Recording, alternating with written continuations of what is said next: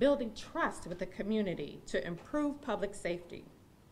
My office has heard from Wilmington leaders and leaders across the country from backgrounds of faith and those who have been colleagues of Chief Tracy before. Across the board, they uplift his strength of character, his compassionate leadership, and effective planning. Something that stuck out to me as I read through their letters was how Chief Tracy is dedicated to building community trust. A man of faith, it's not surprising to see him show up on Sunday at a church that isn't his own. He's dedicated to being a visible, accessible chief to the communities that he and his officers serve.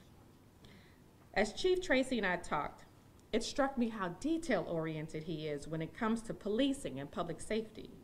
He stressed the need for a comprehensive, data-driven approach to improve public safety and create accountability for him and the entire police department. And he'll be a partner who recognizes that a comprehensive plan must include innovative strategies to reduce the burden on our officers, like our community violence intervention programs and cops and clinicians programs.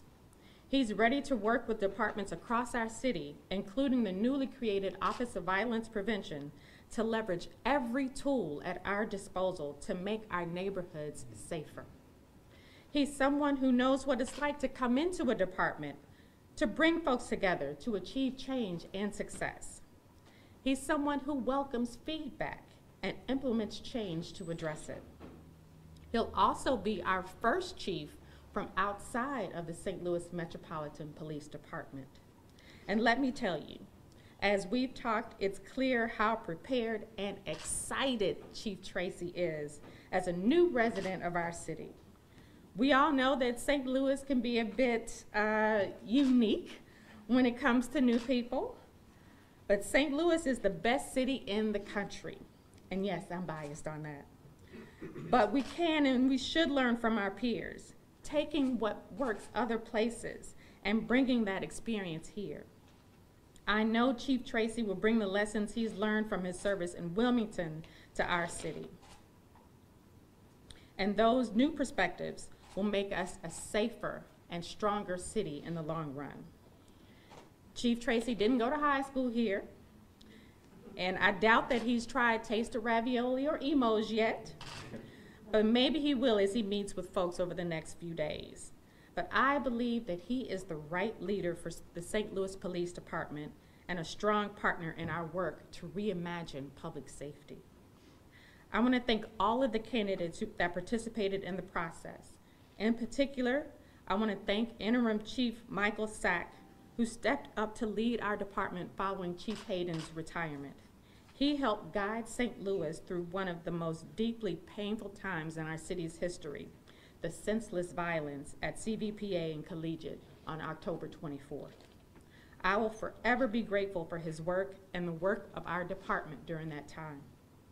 To our residents, business leaders and elected leaders, community stakeholders and visitors to our city, know that St. Louis will continue to work each and every day to make all of our 79 neighborhoods safer for our families, from Dogtown to downtown, from Baden to Boulevard Heights. To our officers and their fellow first responders, know that we value your work and believe that with Chief Tracy, you have an advocate for you who will help the department grow stronger and become more innovative. He knows how to keep the public safe, and the department must have a strong moral and shared vision. You are at the very center of that, and he is committed to earning your respect. I ask that you give Chief Tracy the trust, the confidence, and partnership he needs to reduce the violence in our streets, because he has mine. Thank you, and I'll now turn it over to Dr. Dan Isom, Interim Public Safety Director. Good morning. Morning. Morning. Thank you, Mayor Jones. I'm honored to join Mayor Jones and pleased to announce Robert J. Tracy will assume the vital role of Chief of Police on January 9th, 2023. The Department of Personnel received more than 40 applications in a competitive national search for this position. Per our civil service rules, the department weighed the candidates against qualifications outlined in the job posting and passed along the names to the Department of Public Safety. Then we met with the candidates, gave them a tour of the city, and had a town hall and reviewed the feedback from that town hall. Then the mayor and I discussed our options, and we chose Chief Tracy. This is the right decision for St. Louis. As the former chief of police, I know the qualities of a strong, strategic, and committed servant leader is the right fit for our community. Chief Tracy has experience reducing violent crime while building community trust across neighborhoods, racial lines, and zip codes. In the next coming months, Chief Tracy will communicate his vision for the department. I have the confidence that Chief Tracy will lead the department with integrity while upholding the values and principles of our police department and our city. He has received several community support letters from various religious and interfaith leaders and minority organizations from Delaware in support of his selection as Chief of Police. Chief Tracy will meet with command staff and other community stakeholders as he prepares for this new role. Personally, I also want to thank Interim Chief Michael Sack for his dedication and hard work while he served the department after the retirement of Chief Hayden. I also want to thank all the officers of the St. Louis Police Department and the staff for the hard work that they do every day. I also appreciate the hard work of the personnel department in running this competitive national search. And now I have the honor to bring up Chief Tracy.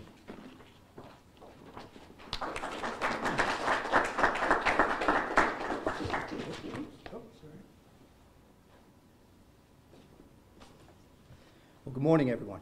Morning. I would like to thank Mayor Jones and Director Isom for the opportunity to lead the St. Louis Metropolitan Police Department. I sincerely appreciate the confidence they have in me, and I look forward to getting to work. When I interviewed for this position, I was impressed with the mayor's leadership and vision for St. Louis, and I'm excited about the opportunities ahead. Although I'm not from St. Louis, I've had the opportunity to tour the city, and I've done some research. And I know that in some short time, this city will feel like a home to me. I was born in New York City, the Bronx, and I spent more than half of my life in law enforcement. I've been married to my wife, Brenda, who's here with me today, for 26 years, and we have 5 wonderful children, 2 of them being here, my son, Bobby, and my daughter, Samantha, and Samantha's fiance, Fabio. She's from Chicago, he's from Cincinnati, so they come from different areas. They drove in for this, and my younger ones are at home, probably watching this event live. That would be, I can't forget their names, that would be John, that would be Joseph, and that would be Brendan, all right? Hello, guys. Behave yourself. My wife and my family know that in my heart, I am, and I always will be, a proud police officer. Police work is a noble profession. It's my calling. It's what I love to do, and I am honored that I've been asked to lead this department. Without my wife's support, today, this would not be possible. Thank you, Brenda. I would like to tell you a little bit about my journey in law enforcement. In 1984, I started my police career in the NYPD, and I rose through the ranks to the position of captain. I led many tactical, strategic, prestigious units throughout my 23-year career in the New York City Police Department. I worked for and with many great men and women, and I've learned a lot on how working together with the community, so much can be accomplished. I plan to do that here in St. Louis. I retired from the NYPD and worked in the private sector for a few years, but I missed police work, and when I had an opportunity to return to policing in Chicago, I did not hesitate. During my 5 years in Chicago, we made great strides in crime reduction. From 2011 to 2015, Chicago experienced the lowest homicide rate in 50 years, and the lowest overall crime rate since 1972. I then had the honor of serving the city of Wilmington from 2017 to today, and I will be stepping down shortly as soon as I take my position in the St. Louis. When I started my work in Wilmington, it was dubbed Murder Town, USA by Newsweek. Murder Town, USA by Newsweek. However, by January of 2019, the headlines read, "From Murder Town to Turnaround Town," because Wilmington finished 2018 with a 56% reduction in shootings and 41% decrease in homicides. And as of today, overall crime is down by 27% from when I started in 2017. And most violent crimes, including murder, is down 50%, rape down 83%, and robberies were down 54%. This was not an easy task. Crime is not something that just goes away. However, I know that building trust in the community, supporting police officers, working with elected officials, faith-based leaders, business leaders, we can make a difference together. I am very proud of the work we accomplished in New York, Wilmington, and Chicago, and I know we will be equally proud to serve the city of St. Louis. To the people who live in St. Louis, live and work in St. Louis, I want to tell each of you that I will work tirelessly to bring safety to your neighborhoods. I will work to give you a police department that is responsive to your needs, a police force that's accountable and accessible. But I need your help too. Safer communities don't just happen. It's a mutual obligation we all have, and it can only happen if we work together. Fortunately, we have a newly created Office of Violence Prevention led by Will Pickney, which is tasked with coordinating public safety resources and community intervention programs, and will be a strong partner with the police department in creating safer neighborhoods. Throughout the next few weeks, I will visit each neighborhood to get to know each and every person who wants to be part of this work. I look forward to getting to know the citizens of this great city, and I know together we will do great things. To the police officers of the St. Louis Metropolitan Police Department, I look forward to getting to know each of you. I will work to ensure you have the best training, equipment, and supervision you need to do to get your job done. I believe in you and the work that you do, and I will foster an environment that is supportive, inclusive, and meaningful. I know police work is not easy, and sometimes it can be a thankless job. But you became a police officer because you wanted to make a difference. So together, we will make a difference, and I'm excited about getting started. To the federal, state, and local law enforcement and criminal justice partners, I have enjoyed great collaboration, relationships, and successes in New York, Chicago, and Wilmington, and I look forward to having those same relationships here in St. Louis. To the elected officials, I would like to say that my door will always be open, and I am confident that yours will always be open for me. I will work with each of you to ensure that St. Louis is a safe, vibrant city to live and work in. I have great confidence in this city and its citizens, in the police officers, and in you, the elected officials, and I know that together we can make a difference. And finally, I'd like to address the business community. These last couple of years have been challenging for businesses everywhere. I fully understand that a city needs a thriving, growing business community that in turn supports everything government does for its citizens. And I will work collaboratively with you to support your needs to ensure that you, your employees, your customers are protected and able to serve the needs of our community. And again, thank you, Mayor Jones. Thank you, Dr. Isom, for your confidence and trust. I will not let you down, and I will not let down the citizens of St. Louis. Thank you. All right, thanks everyone. So we have some time for some questions. Can you please address your question to the person who would like to answer it? I have a question for Chief. That was going to happen. Go ahead.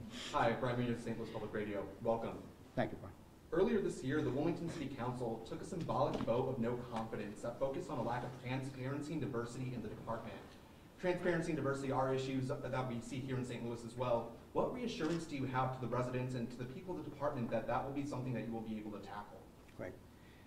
First of all, my core values is about transparency. You'll see that as I go along. I'm all about values of diversity within the department, and you'll see by some of the numbers that are posted out there.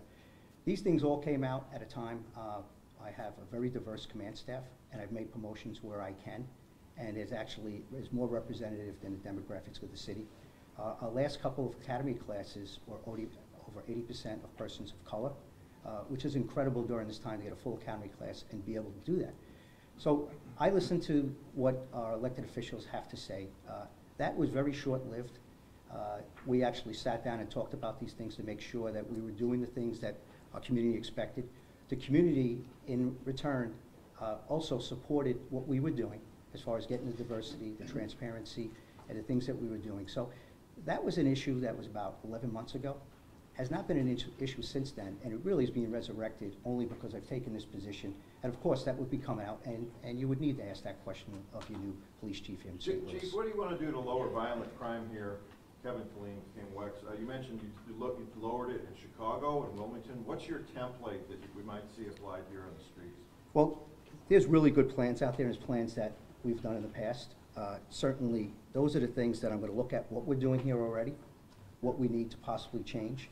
And I really have to sit down with my leaders of the police department, leaders of the union representatives, and even the police officers themselves to see exactly what the needs are, put that in an overall plan.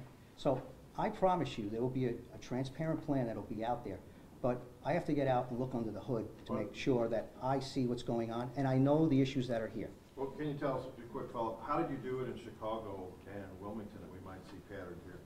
Well, first starts building community trust and also building the trust of your police officers, building the morale, making sure that there's procedural justice, police legitimacy internally within a police department. And they have to know what the plan is. First, you have to be able to educate people on what you're looking to do. You got to implement it properly. You got to execute it, and then you have to have relentless follow-up. And it has to be respect within an organization, up and down the line. When that happens, that expands to external success, because that'll go out into the community. When we start to build trust at all the community meetings, we're going to be at every community meeting, and we might be doing that now, but I will take a look to make sure that it's being done.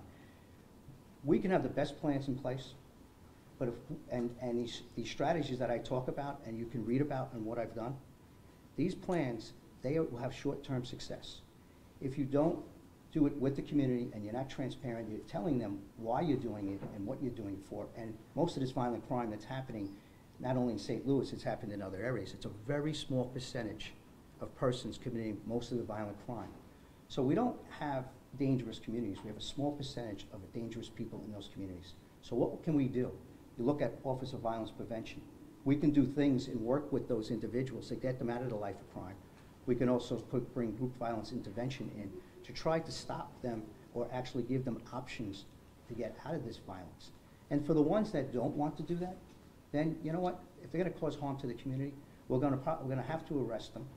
But it's going to be a smaller percentage of arresting people and not arresting everyone to get those few. When you start to do that, you build trust in the community, and therefore the community starts to come together and helping you with crime, helps you with clearance rates, helps you with trust. So it's very difficult and a very short answer I have to give you. It's a very comprehensive plan, but knowing my officers and making sure they know it, being transparent to the public, and then going out and telling them, as I go around the neighborhoods, I'm going to be telling the community what our crime plan is, as I get a better look at what we're already doing, building off of it, and then making sure that we're executing in the right way. And if we're not, then let's try something different. Let's see exactly what I've done in other places that'll work here. But to give you an overall plan, give me a chance to sit down, and we're not going to wait for a while. Once I get out there starting January 9th, okay, hit the ground running. I got a couple of things that I have to finish up in my past city, being a good partner with a mayor and a community that has so much support for what we've done. I want to make sure we leave it in the right way. They've allowed me to start January 9th, and I can't wait to hit the ground running and do some of the things. And I'll be able to get into more detail as I get a chance to look at what we're already doing here. Chief Christine Byers, Channel 5. There is a very high tension relationship between the police department here and the circuit attorney's office, who is the prosecutor. How do you plan to address that relationship and that tension and try to repair this relationship? I mean, she's got over 50 officers on an exclusion list, and Right. she won't say why. Right. Well, you know, sometimes you think, and as an outsider comes in, that could be a hard thing. I actually think, because I've done this 2 other times, it's a great thing, because I don't have relationships, so we can start, you know, at a neutral area. Whatever happened in the past, I'm not attached to that. Whatever the relationship has in the past. So that allow the person that there might be some conflict, I don't know, but I will sit down with our partners and see exactly what the reasons are. Can we talk about them? What are the reasons? And make sure that we're good partners and we're working together to reduce crime. Because that's really what it's about. But coming in with a clean slate, I really don't know anyone. And I think that could be a good thing. Chief Danny Banker with Fox 2 News. Are you aware of the, there's a perceived, congratulations. Thank you very much, sir. Come back. There is a perceived shortage, and maybe beyond perceived, shortage of police officers. Do you plan to add to the number of police officers? You mentioned morale. When we talk to officers, the biggest hit to their morale is that they don't have enough people to respond to all the calls, and not just homicides, but quality of life. We have roaming bands of criminals on a nightly basis, checking car doors, breaking into cars, stealing things, looking for guns, stealing cars. There's been tens of thousands of cars stolen in recent months in the city of St. Louis alone. What's your plan to attack that, and do we need more officers? Well, you just hit something on morale. You know, the best advertisers of bringing police officers in is the organization itself. And that's in every city and every jurisdiction. So if the morale is somewhat low, we got to take a look at that and see why. They have to believe in their police chief that what I say and what we're going to do and how we're going to improve things, they'll come around. There's other things that you have to give them direction. Police officers, when you say we're not handling all the jobs, we've got too little police officers, I've dealt with those issues. Let's look exactly on what we can do to look at how we're doing things, and if we do have less officers, do I want more? Yes, I'd like to come up to budgeted strength. What police chief wouldn't want that? So we'll come up to budgeted strength. But every police department in the nation is suffering from it. But I believe the things in the morale we put in place and the diversity in Wilmington, I wasn't having those issues, and our officers weren't leaving, and we were getting more officers coming, when my surrounding county and my state were actually asking officers to do lateral transfers, and they would give them $10,000, $20,000 signing bonuses and a take-home car, which we couldn't do in the city of Wilmington, right? None of my officers left. Because if you set up an organization where they're proud in what they're doing and they believe in the mission and the community trust is there, it starts to be a groundswell of building up morale, which helps in the long run recruiting more police officers. And then I think I could put some things in place. If we're down officers, I'll look at exactly where the things that we can move some things around. We can look at calls for service. We can look at the amount of calls for service we're doing. Are we going to unnecessary calls? Are we going to things where now we can use our officers and to go to more community meetings, do more proactive police work with the community, and make sure that we can reduce some of the things that you just talked about. And you hit me with an array of things. I will be looking at those things that you just talked about, sir. All right, a few more minutes. Chief Mark This gentleman was, and I'll come right to you. On transparency, you're coming to a city where a lot of activists, a lot of voters have called for civilian oversight of the police department. Transparency can be uncomfortable, but what is your attitude toward civilian oversight specifically, and will you be an ally to those people who feel the police department could have more oversight from the people who live here?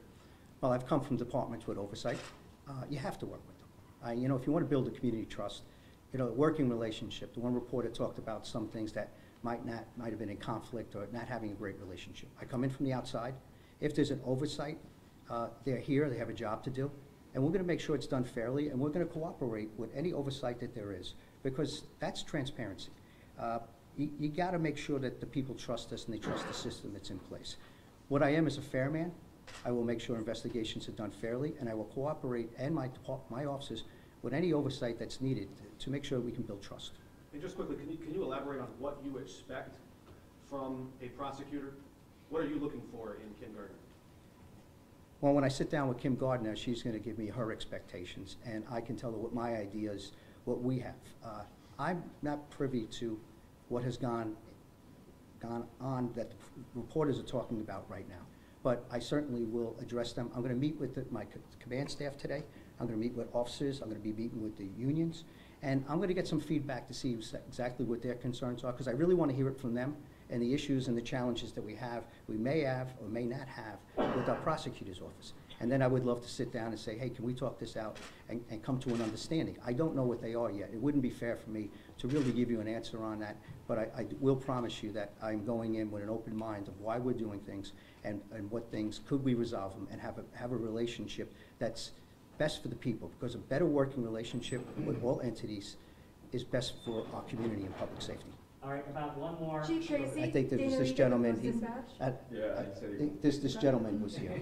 How do you plan on I did this building in the a other cities, relationship- so I'm trying to make sure everybody gets answered. And I'm gonna get yelled at back here, all right? Go ahead, sir. How do you plan on building a relationship with the black community? People believe in defund the police, so they don't like, maybe seeing a white chief. We see crime in places like North City and black communities. How can you address the defund the police movement, and how can you be more transparent when it comes to releasing like body cam footage so people can see the tape for themselves and don't have to go back and forth and make up things? All right. First of all, if there's things that will probably be put out, I was told, there's a lot of letters that are coming in from the faith-based community, African-American community. Sorry they're losing me because of the relationship we built and the police department built with them. And they'll say they've never had that before until an outside chief. I was the first outside chief in a 250-year history, a little over 200-year history in Wilmington, Delaware. So I'm kind of going through the same thing. How can this person connect with the communities? Because it's about sincerity of the heart and the actions that you do. And it's about trust builds by having face-to-face conversations, and not just lip service. You got to make sure that you follow through what you're doing. And if you read some of the letters that came out, I was humbled, and actually very, very humbled. I knew I created a good relationship with the community and community of color, but it was overwhelming to get those letters in support of me being a candidate. No one knows until this time, but as a candidate, they basically were writing letters to our mayor saying, you need to hire this guy because he understands it. So I'll let you read that, and you can make your calls out there. It's coming from me. I'm talking about third person calling in support of this police chief. As far as when it comes to transparency and some of the things that we will probably can have controversial incidents, I'm going to have to work with, have to take a look at, I've seen incidents that have happened out here. I did do my reading, how we have a process in place and how we handle it. I'm going to have to take a good look at those things with Dr. Isom. I want to make sure we got a use of force unit. We got to make sure how we put those things in, and then it comes back to working with the prosecuting attorney where they stand on it, because you have to work with the partners. If there's going to be an incident, you just talked about reviewing video. Let me give a chance, there's different policies in different places and state laws that are in place. I'm coming into a new state. I have to review all of that, but I promise you we will be fair and we'll be as transparent as possible working with our partners. And I will tell that to people. And I did make phone calls whenever we had incidents. That group that I had to build trust in, that didn't trust the police historically for the right reasons, we didn't do the right thing for a lot of years. When we had civil unrest after the George Floyd murder, the first time in my city, it got pretty bad, and there was a lot of outside influence. We were able to take that city back, but never allowed it to happen again. We didn't turn out, and I don't want to mention the other cities, it's not fair, but the city is still suffering through that. When they came with 3,000 protesters, we spoke with them. We spoke with advocates that were defund the police advocates, but you got to have that conversation, and that's what we did. The faith-based leaders and the areas we thought was most vulnerable, they stood arm in arm, and as I deployed my officers throughout the city, and I brought the state police and the county police in, and we coordinated, but we took the critical areas because we know the community, and it should be served by us. The faith-based leaders all came out that day, and I assigned them. They all came out, and they stood on those critical posts where we thought we'd have the biggest issues. And that, to me, I did an interview last Thursday on a cable show, and that was one of the highest moments of showing we've built trust and we work together and make sure that our community is not going to be harmed for ones that are not doing the right thing. And we all came together, and that's defund the police, that's our faith-based leaders, that's the whole community came together. And my officers, why I believe the morale is so good in Wilmington is because our officers have been told all during these protests and civil unrest, and they were told, our community kept saying, we need you, we care about you, and all they really want, continue doing what you're doing, and do respectful, fair, constitutional policing, and treat the community with respect. It comes back 10, 20-fold, and our officers saw that. So they don't feel that our community, in my city, is almost 65% African American. So it's a majority-minority city. And we're able to gain that trust, police and community, and come together. It's not perfect. I'm not gonna sit up here and tell you, because we gotta work on it every day, and then one incident's controversial, we can lose that, and we have to build it up. We have to work on that every single day. And I know, and I'm gonna get cut off, but I know you had one more question. You had a question. Sure, Danny Reed from the Post Sure. Dispatch, welcome. We've covered a lot of ground, so I think the last question should be, why St. Louis? Why St. Louis? I think of divine intervention. I think of a time and an opportunity for a city that I did my reading. I saw how much hope. I saw a lot of the articles. And there's a lot of places that I could have applied to. And this is the only place I did. And the reason being, I wanted to be a good steward of the profession I'm in and a good mayor that I work for. And we accomplished a lot in the city of Wilmington. I wanted to make sure we got out of the pandemic. I wanted to make sure we got out of the civil unrest and finish where we are almost 6 years with a 50% reduction in murders, shootings, 27% reduction in crime, almost a 60% homicide clearance rate, which is higher than the national average. And these are the things, and my officers were left in a good place, and I said this at the town hall. Hand the keys over, not under duress where you're losing the chief, where there's controversial shooting, they're fired.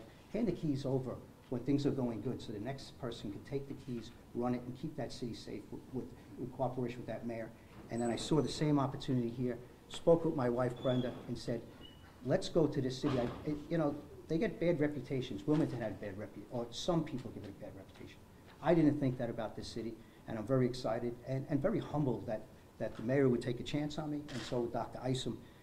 I can't wait to get started, and I'm so happy to be here, starting a new place and hoping to replicate what we did in other places. How long are you All right, going and How long are you you gotta going go. for? The meetings with the other elected officials start now. Thanks, everyone. How long are you going to be here for? Do you have a duration? I would hope to be here for a while. Yet I hope to be here as long as the mayor and Dr. Isom want me here, and the community.